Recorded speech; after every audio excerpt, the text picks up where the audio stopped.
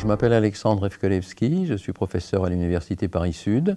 Je travaille à l'Institut de chimie moléculaire et des matériaux d'Orsay, l'ICMO. Bon, alors on peut se poser d'abord la question de l'origine du mot cristal. Alors c'est assez simple, les Grecs dans l'Antiquité nommaient cristal le quartz, les cristaux de quartz.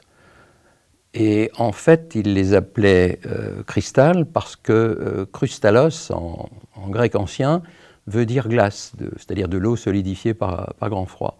Et effectivement, la glace, comme les cristaux de quartz, c'est quelque chose d'incolore, de transparent. Ensuite, on peut se poser la question de l'origine du mot cristallographie. Ça date des années 1700-1725. Il y a un certain Caveler, un naturaliste suisse, qui a fait une première classification dans un ouvrage des minéraux. Donc c'est lui qui a introduit la première fois le terme cristallographie. Pour parler des prémices de la cristallographie, on peut dire qu'effectivement, à partir du Moyen-Âge, il y a plusieurs exemples d'observations qui ont été faites. Les premiers microscopes ont permis d'observer que, par exemple, les cristaux de glace, les flocons de neige, avait une symétrie hexagonale. On s'est rendu compte que le quartz aussi avait une symétrie hexagonale. Ça évoquait les hexagones d'une ruche d'abeilles. Et puis, successivement, d'autres ont fait des observations sur des cristaux, que les angles entre les faces faisaient des angles parfaitement définis. On avait découvert en Islande le fameux spat d'Islande, le CaCO3, dans les années, je crois, 1700, et puis on avait observé que ces cristaux, qui avaient des formes particulières, avec des faces bien définies, quand on les cassait, se cassaient en petits fragments qui conservaient la même forme que le gros cristal initial. On se disait donc qu'il y a quelque chose d'ordonné dans ces structures. Un certain nombre de naturalistes, de savants français, comme Romée de Lille, comme Huy, comme Bravais, dans les années, Bravais c'était 1850 à peu près, ont apporté des contributions essentielles. La découverte des rayons X en 1895 par Röntgen a été un événement considérable. Considérable pour la physique et considérable pour la cristallographie. Pour la physique parce que ça a amorcé des techniques et puis des expériences nouvelles. Et puis pour la cristallographie parce que dès cette découverte, illustrée par des images qui ont très vite traversé toute l'Europe, c'était des images de la main de Madame Röntgen, qui avait été photographiée par son mari à l'aide des rayons X. On voyait les os de la main et on voyait l'alliance de Madame Röntgen.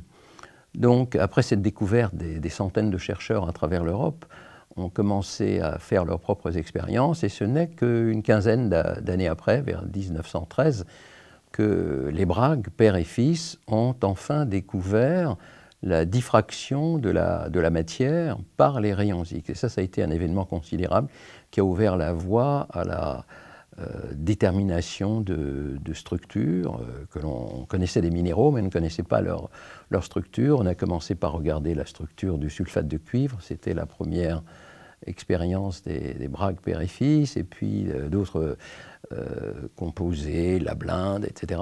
Et ça a été un développement exponentiel au point qu'aujourd'hui, il y a à peu près, je crois, 5 à 600 000 structures qui ont été identifiées, répertoriées dans des bases de données, en particulier en biologie. Et la découverte de la structure en double hélice de l'ADN en 1953, par Crick et Watson, et il faudrait peut-être y ajouter Rosalind Franklin, qui n'est pas mentionnée autant qu'elle devrait être, d'abord parce que c'est une femme et qu'en Angleterre à l'époque, même dans les années 50, il y avait une certaine ségrégation, et puis surtout, elle n'a pas été retenue pour le Nobel parce qu'elle était décédée à ce moment-là. Et je crois qu'il faut souligner, elle est probablement décédée à la suite de l'irradiation par les rayons X, parce qu'à l'époque, on ne prenait pas beaucoup de précautions. Comme deuxième découverte, au-delà de l'ADN, on peut citer les quasi-cristaux. Les quasi-cristaux qui ont été un événement aussi considérable, qui ont valu le Nobel il y a 2-3 ans à plusieurs chercheurs. Non, un seul chercheur israélien.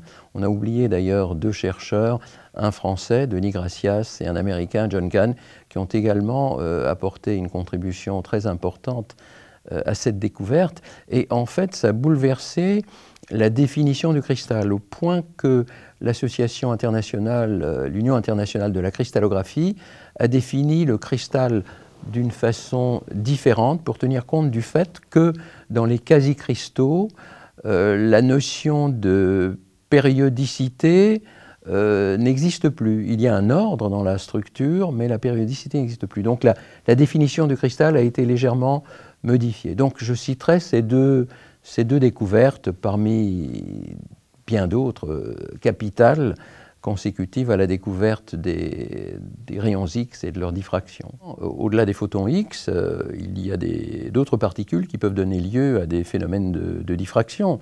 Il y a les électrons, par exemple, il y a les neutrons. Alors les électrons, ça se fait aujourd'hui couramment dans les microscopes électroniques, et c'est d'ailleurs comme ça qu'on a découvert les quasi-cristaux. Un chercheur israélien, Schertman, eh bien, il avait observé un diagramme de diffraction totalement insolite auquel personne ne voulait croire. Il se déplaçait un peu partout avec son diagramme et les gens le renvoyaient en disant « il y a une erreur quelque part ». C'était un diagramme qui se manifestait par une symétrie, disons, d'ordre 5 et qui était totalement inhabituelle. Et c'est en creusant, en insistant, qu'il a pu trouver une interprétation à ce type de diagramme. Et puis il y a bien sûr la diffraction par les neutrons qui apporte aussi qui est un outil extrêmement important. La diffraction par des neutrons a un certain nombre d'applications, mais sur le plan structural, qui est celui qui nous intéresse ici en radiocristallographie, cette diffraction de neutrons a permis de situer des atomes d'oxygène dans une maille avec une grande précision.